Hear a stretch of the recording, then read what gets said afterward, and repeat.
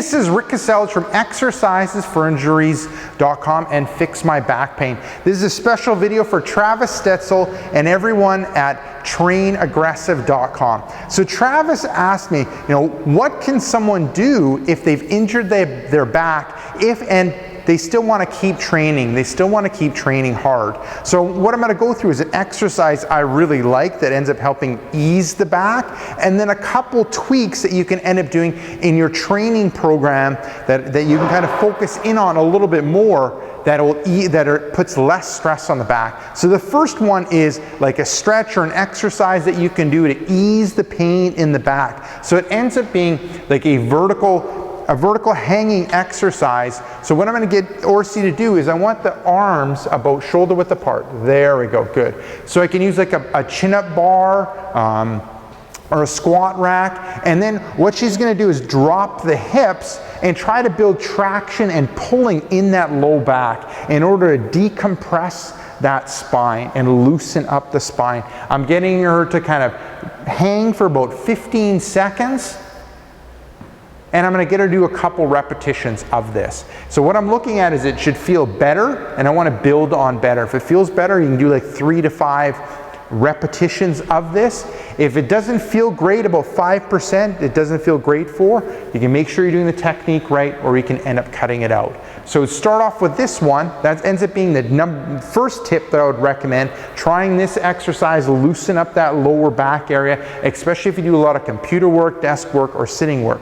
Now the second thing is looking at the different exercises that you're doing and focusing on exercises that end up having more of a vertical trunk, because when it comes to back pain and the back being irritated, the back can handle more of an upright position when it's injured as opposed to a forward position or even a trunk forward position.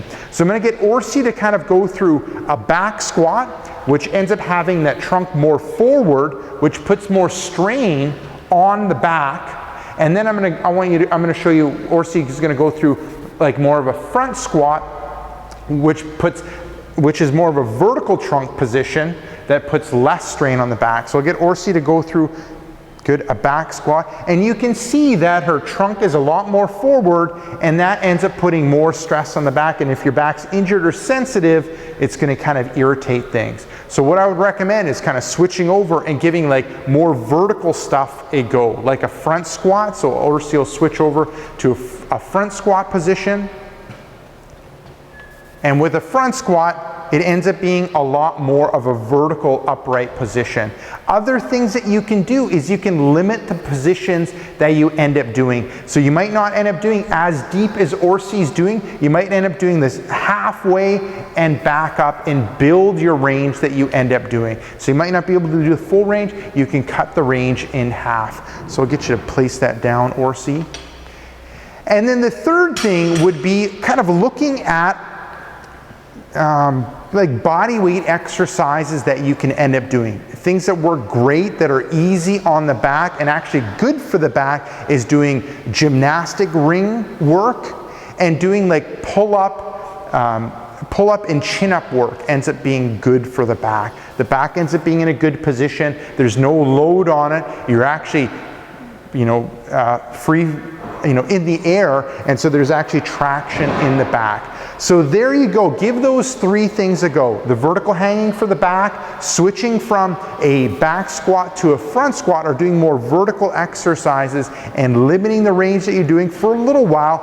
And then thirdly, look at the exercises for the gymnastics rings or pull-ups and chin-ups. So there you go, everyone. Everyone that knows Travis Stetzel and everyone over at trainaggressive.com. This is Rick Kaselj from exercisesforinjuries.com and Fix My Back Pain.